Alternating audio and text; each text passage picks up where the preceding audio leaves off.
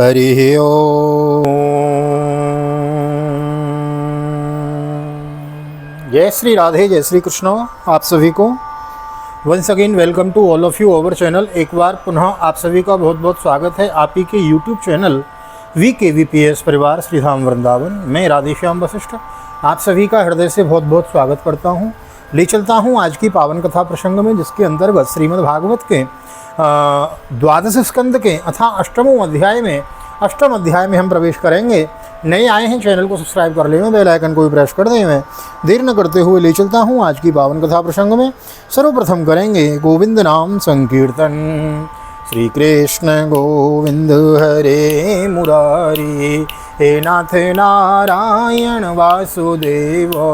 श्री कृष्ण गोविंद हरे मुरारी, हे नाथ नारायण वासुदेव। हे नाथ नारायण वासुदेव, हे नाथ नारायण वासुदेव। श्री कृष्ण गोविंद हरे मुरारी, हे नाथ नारायण वासुदेव। नारायणं नमस्कृत्यं नरं चैव नरोत्तमं देवीं सरस्वतीं व्यासं ततो जयमुदीरयेत्। कृष्णाय वासुदेवाय हरये परमात्मने प्रणतः क्लेशनाशाय गोविन्दाय नमो नमः। ओम नमो भगवते वासुदेवाय। श्रीमद्भागवत महापुराणं द्वादश स्कन्धो अध्यायः। सौनक उवाच। सूतजीवो चिरं साधो वदनो वदताम्बरो तुमस्य पारि भ्रमतां नृणां त्वं पारदर्शनो आहुशिरायो शमृषिं मर्कण्डो तनयं जनो य कल्पान्ते उर्वरितो येन ग्रस्तमिदं जगत् सवस्मत्कुलोत्पन्नं कल्पेऽस्मिन् भार्गवर्षभ नेवादुना विभूतानां सम्प्लवः कोऽपि जायते एक एवार्णवे भ्राम्यन् दर्दर्श पुरुषं किलो वटपत्र पुटेतोकं शयानं तोकमद्भुतम् एष न संशयो भूयान् सूतकौतूहलं यतो तम नश्यन्ति महायोगिन पुराणेष्वपि सम्मतो। सौनक जी ने कहा, साधु शिरोमणि सूत जी, आप आयुष्मान हो, सचमुच आप भक्ताओं के सिरमौर हैं। जो लोग संसार के अपार अंधकार में भूल भटक रहे हैं, उन्हें आप वहाँ से निकाल कर प्रकाश स्वरूप परमात्मा का साक्षात्कार करा देते हैं। आप कृपा करके हमारे ही प्रश्न का उत्तर दे दीजिए। लोग कहते हैं कि मृकंडू ऋषि के पुत्र मार्कंडेय ऋषि चिरायु हैं, और जिस समय प्रलय ने सारे जगत को निगल लिया था उस समय भी वे बचे रहे, परंतु सूत जी वे तो इसी कल्प में ही हमारे वंश में उत्पन्न हुए एक श्रेष्ठ भृगुवंशी हैं, और जहाँ तक हमें मालूम है इस कल्प में अब तक प्राणियों का कोई प्रलय नहीं हुआ है। ऐसी स्थिति में यह बात कैसे सत्य हो सकती है कि जिस समय सारी पृथ्वी प्रलयकालीन समुद्र में डूब गई थी, उस समय मार्कंडेय जी उसमें डूब उतरा रहे थे, और उन्होंने अक्षयवट के पत्ते पर पत्ते के दोने में अत्यंत अद्भुत और सोए हुए बाल मुकुंद का दर्शन किया। सूत जी, हमारे मन में बड़ा संदेह है और इस बात को जानने की बड़ी उत्कंठा है। आप बड़े योगी हैं, पौराणिकों में सम्मानित हैं, और कृपा करके हमारा यह संदेह मिटा दीजिए। सूत उवाचो।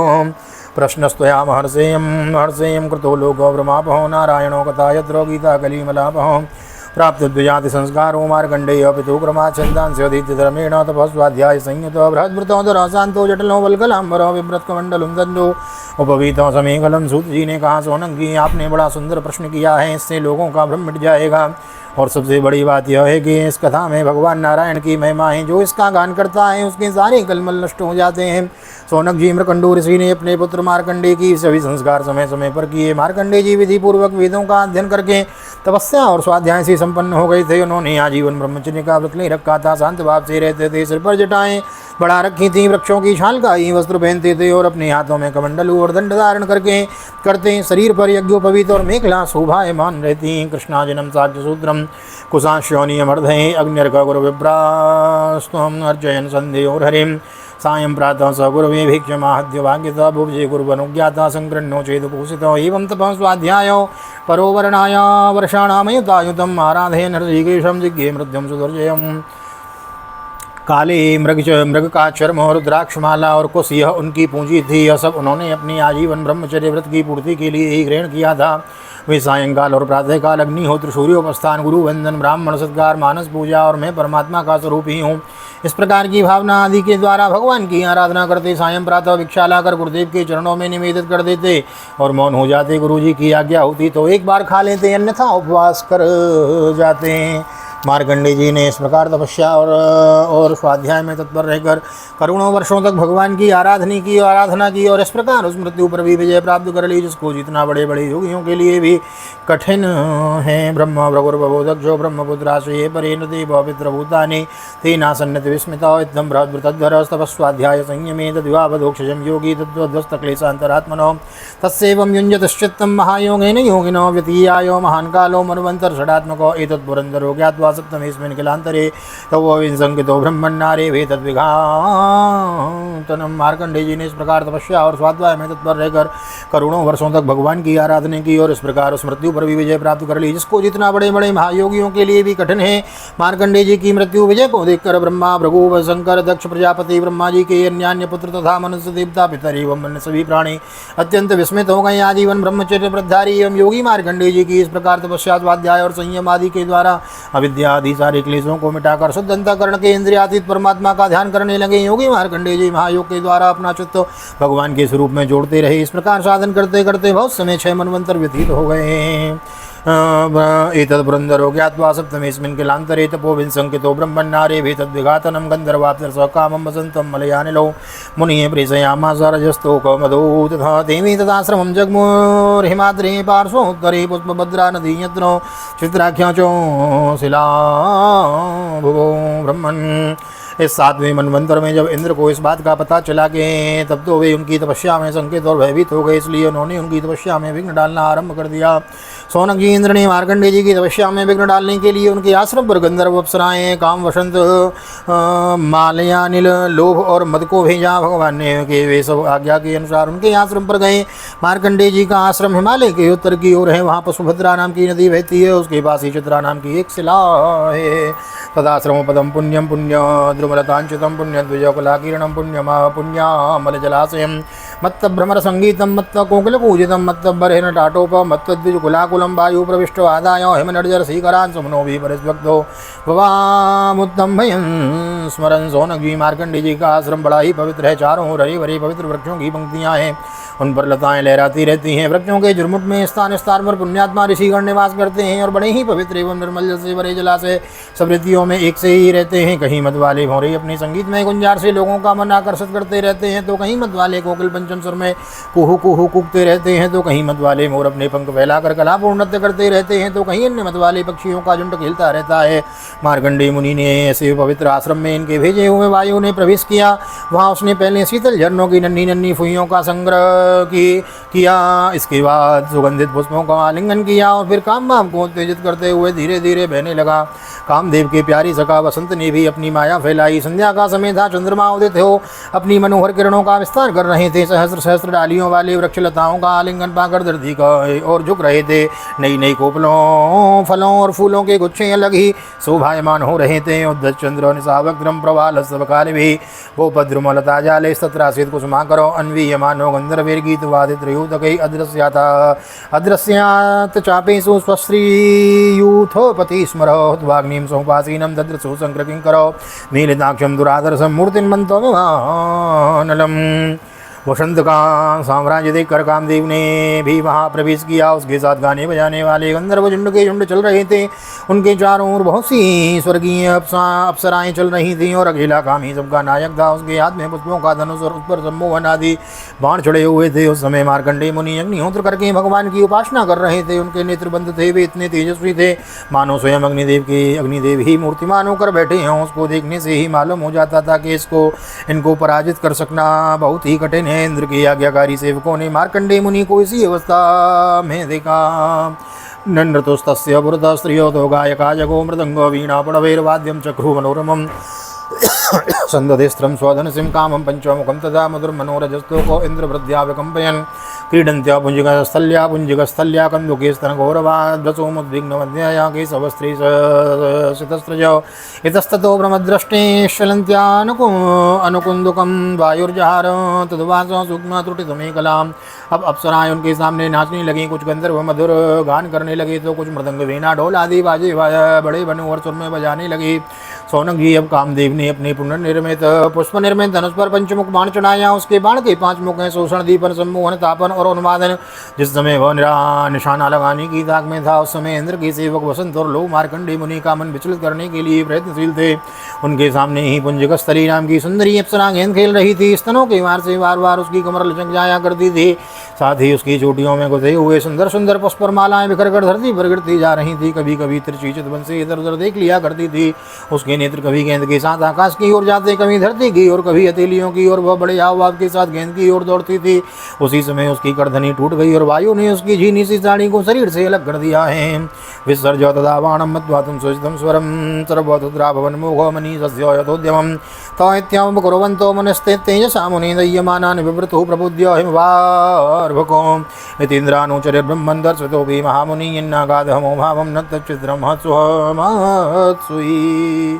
कामदेव ने अपना विभक्त अवसर देखकर और वह समझ करके मार्कंडेय मुनि को मैंने जीत लिया, उनके ऊपर अपना बाण छोड़ा, परंतु उसकी एक न चली। मार्कंडेय मुनि पर उसका सारा उद्योग निष्फल हो गया। ठीक वैसे ही जैसे असमर्थ और अभागे पुरुष के प्रयत्न विफल हो जाते हैं। सोनक जी, मार्कंडेय मुनि अपरिमित तेजस्वी थे। काम बसंत आदि आए तो थे इसलिए कि उन्हें तपस्या से भ्रष्ट कर दें, परंतु अब उनके तेज से जलने लगे और ठीक उसी प्रकार भाग गए जैसे छोटे छोटे बच्चे सोते हुए सांप को देख जगाकर भाग जाते हैं। सोनक जी, इंद्र के सेवक ने इस प्रकार मार्कंडेय जी को पराजित करना चाहा, परंतु वे रत्ती भर भी विचलित न हुए। इतना ही नहीं, उनके मन में इस बात को लेकर भी तनिक अहंकार का भाव न हुआ कि सच है, महापुरुषों के लिए यह कौन सी आश्चर्य की बात है।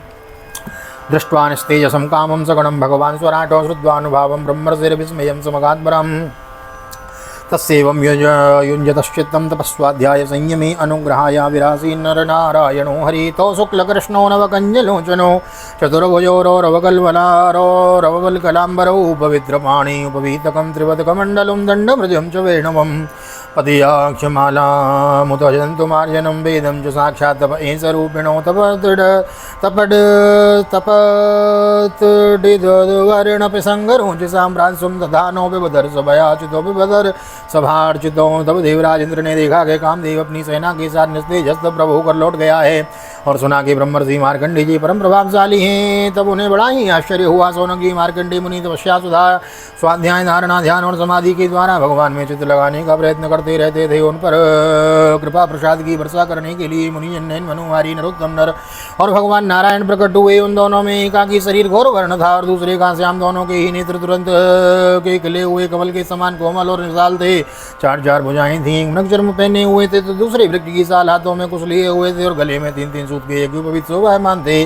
वे कमंडलू और बांस का सीधा दंड ग्रहण किए हुए थे। कमलगट्टे की माला और जीवों के हटाने के लिए वस्त्र की कूंची भी रखे हुए थे। ब्रह्मा इंद्र आदि भी पूज्य भगवान नर नारायण और ऊंचे कद के थे। वे वेद धारण किए हुए थे। उनके शरीर में चमकती हुई बिजली के समान पीले पीले रंग की कांति निकल रही थी। वे ऐसे मालूम होते थे मानो स्वयं तभी मूर्तिमान हो गया हो। ते वे भगवतो रूपे नर नारायणावृषि दृष्टोत्थायादरेणोच्चैर्ननामंगा मांगेन दंडवत सौ तत्संदर्शनानंदो निबद्धामेन्द्रियाशयो अष्टरोमाश्रुपूर्णाक्षो न सेहेतावदीक्षितम् उत्थाय प्राञ्जलिं प्रहुणोत्सुज्ञादाश्लिशन्निवो नमो नमो इति सा नो बवासे गदगदाक्षरम्। जब मार्कंडेय मुनि ने देखा कि भगवान के साक्षात स्वरूप नर नारायण ऋषि पधारे हैं, तब वे बड़े आदर भाव से उठकर खड़े हो गए और धरती पर दंडवत लौटकर साष्टांग प्रणाम किया। भगवान के दिव्य दर्शन उन्हें इतना आनंद हुआ कि उनका रोम रोम, उनकी सारी इंद्रियां एवं अंतःकरण शांति के समुद्र में गोता खाने लगे। शरीर पुलकित हो गया, नेत्रों में आंसू उमड़ आए, जिनके कारण वे उन्हें भर आंख देख भी न सकते थे। तदनंतर वे हाथ जोड़कर उठ खड़े हुए और उनका अंग अंग भगवान के सामने झुका जा रहा था। उनके हृदय में उत्सुकता तो थी, इतनी थी मानो वे भगवान का आलिंगन कर लेंगे। उनसे और कुछ न बोला न गया। गदगद वाणी से केवल इतना ही कहा, नमस्कार नमस्कार तयोरासन मातायों पादयोर वनिज्यचो अर्हणोनुलोपेन लिपेन धूपमाल्येर पूजे सुखमासनमासीनो प्रासादाभिमुखो मुनि पुनरागम्य पादाभ्याम गरिष्ठा विदमब्रवीतो। इसके बाद उन्होंने दोनों का आसन पर बैठाया दोनों को आसन पर बिठाया, बड़े प्रेम से उनके चरण पखारे और अर्घ चंदन धूप और माला आदि से उनकी पूजा करने लगे।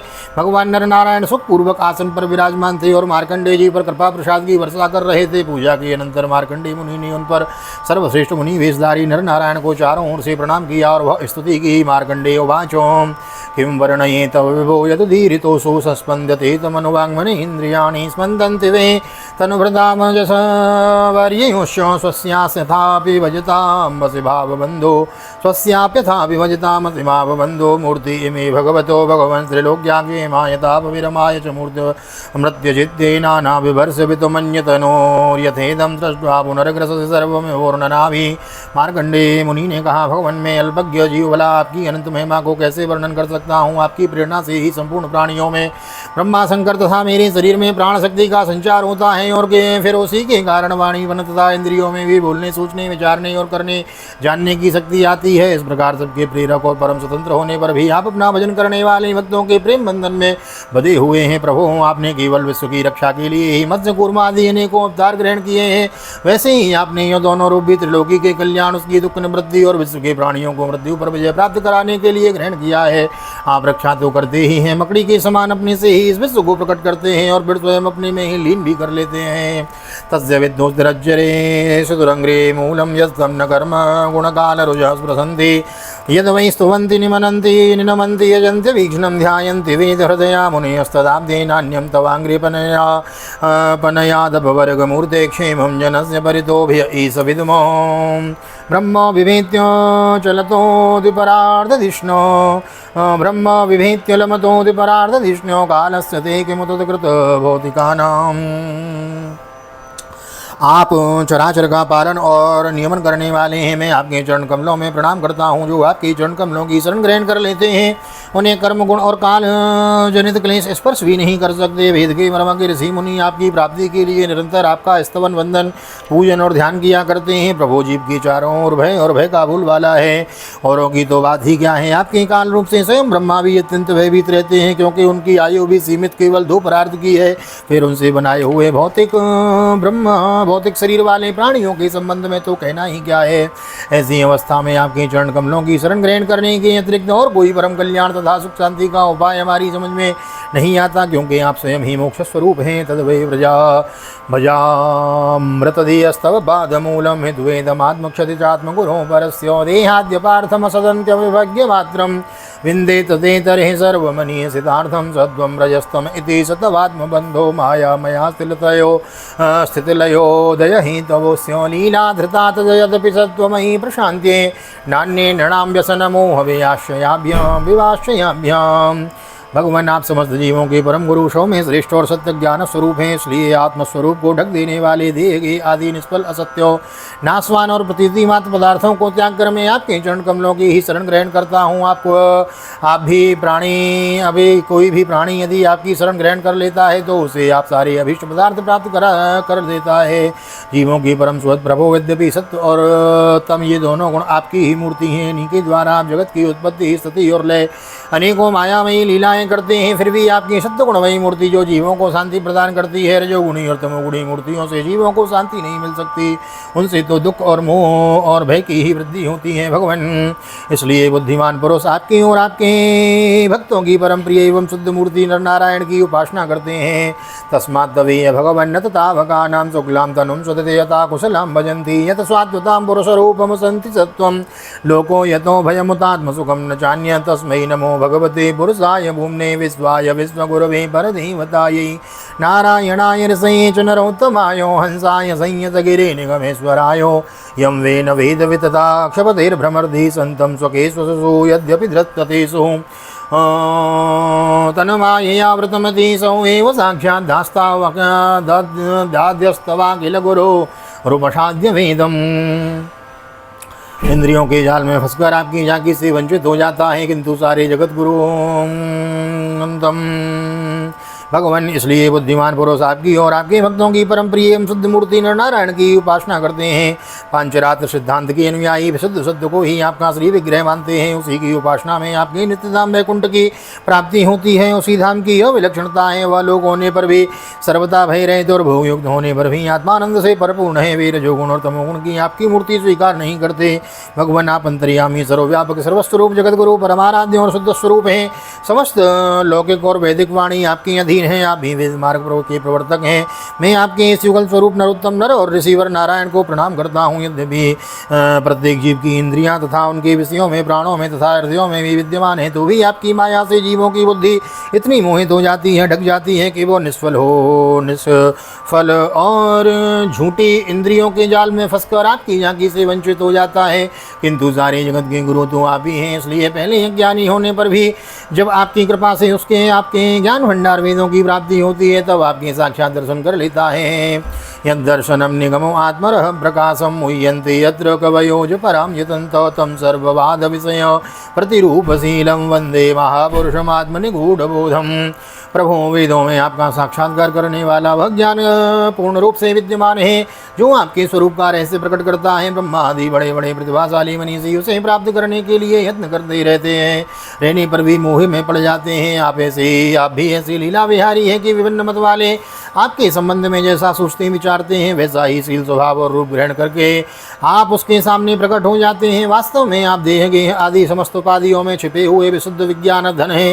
वही पुरुषोत्तम में आपकी वंदना करता हूँ। स्वस्थ श्रीमद्भागवते महापुराणे पारमहंस्यां संहितायां द्वादश स्कंदे अष्टमोत्सवः श्री बालकृष्ण चरणार्पणमस्तु। राधा कृष्ण चरणार्पणमस्तु। कृष्णाय वासुदेवाय हरे परमात्मने प्रणतक्लेशनाशाय गोविंदाय नमो नमः। हरे कृष्ण कृष्ण कृष्ण हरे हरे, हरे राम राम राम हरे हरे। राधे कृष्ण कृष्ण कृष्ण राधे राधे, राधे श्याम श्याम श्याम राधे राधे। बोल राधा गोविंद भगवान की जय। श्रीमद्भागवत महापुराण की जय।